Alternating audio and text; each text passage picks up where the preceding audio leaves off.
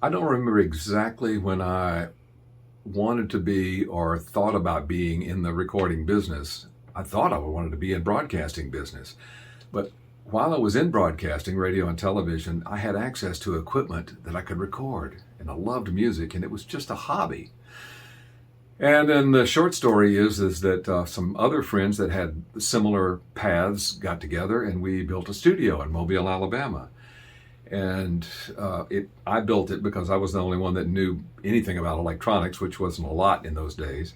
And I built it from scrap. We had a lot of surplus stores in Mobile. There was an Air Force base, and there was shipbuilding, and so there was a lot of electronic surplus everywhere. So we were using jet pilot earphones and just racks that were uh, ugly really to look at, but they held the equipment. We only bought two things that we couldn't find. One was a limiter and one was a tape recorder. And that was our studio. We had microphones that we were using in PA, and that they were mostly PA mics.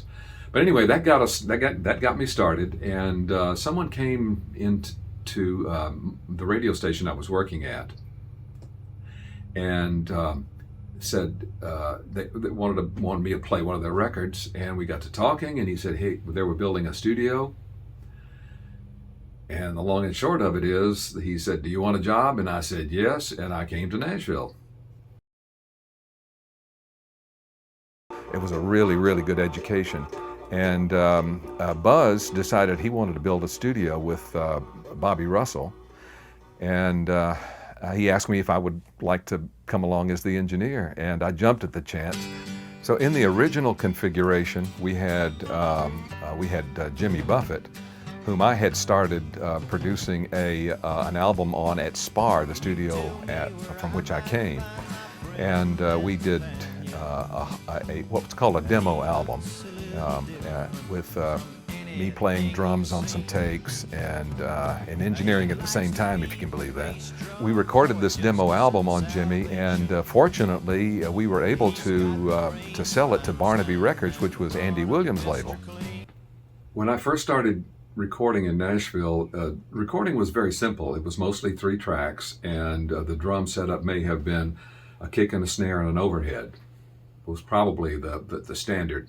Some other people might have put an extra one on toms or whatever, but that was the setup that SPAR. And so I would go out, and before I went out, actually, I would set the microphones at what I remember session drummers playing, and we would go out. I'd hit the record button, and I would go out, and we'd all play through the song. I'd come back in, and I'd listen, and I go, could have more kick here, more snare, because it was all going to one track. And then I would make that adjustment. I'd go out, do it again. I may do it 2 or 3 times until it was good for that song. And then we would start, I'd go back to the head of the tape. I'd roll the tape until the record light went out. And that was maybe 3 or 4 takes on a roll of tape. We'd pull that take out, and we'd do the same thing all over again.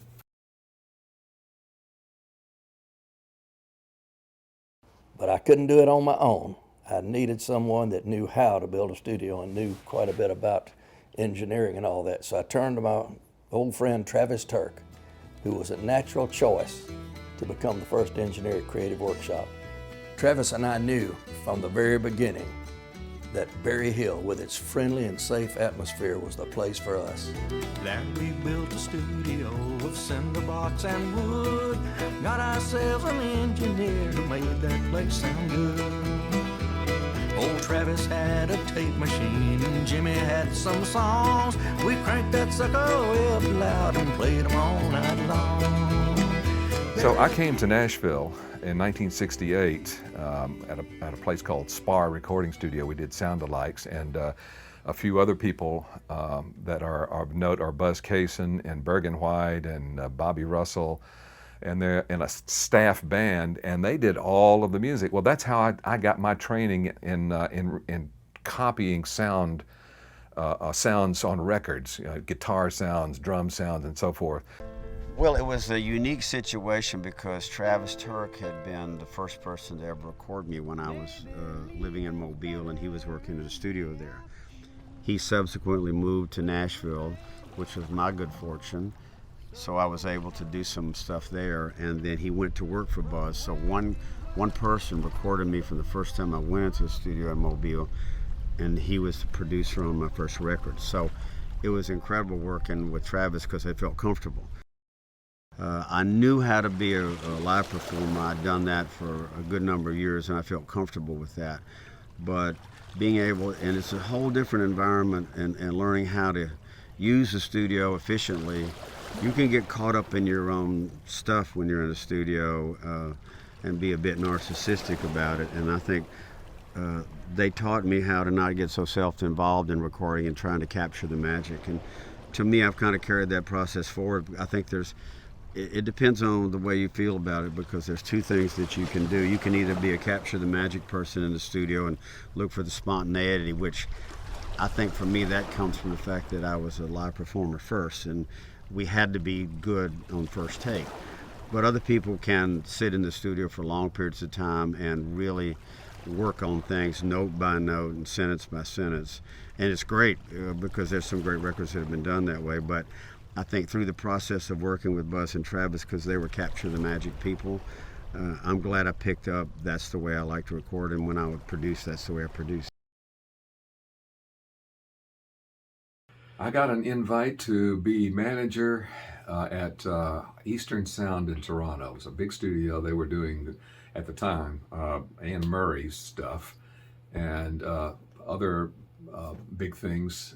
When I got there, we pulled Gordon Lightfoot on board, Elton John, and a few others, but certainly a lot of the locals in Canada. And also, we were doing a lot of jingles. I loved doing jingles. A lot of people don't like them because they're so fast and quick, and you just have to just keep moving on, and I thrive on that kind of stuff. Mm-hmm.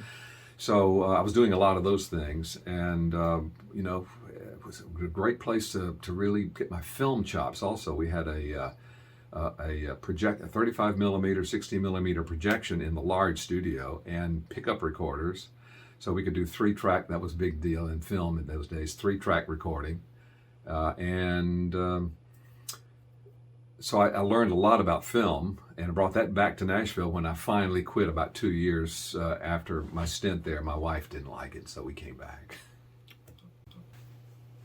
After Toronto, I came back to Nashville, and I picked up a few jobs while I was waiting to build a studio, which didn't turn out.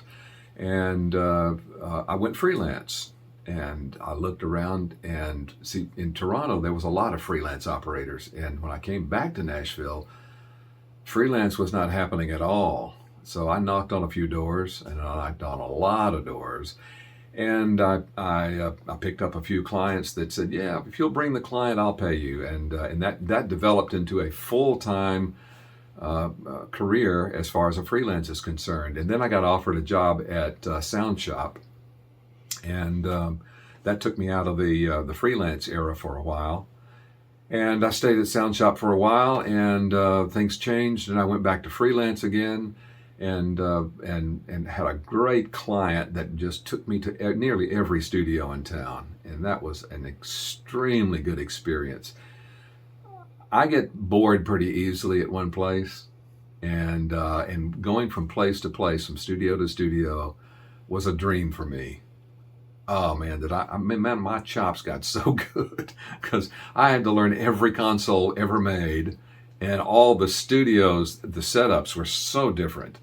But it was challenging to me, and I loved every second of it, and that became something that I just have fond memories of. After the freelance era and working at Sound Shop, I was invited to become a partner at Audio Productions, which is a post facility.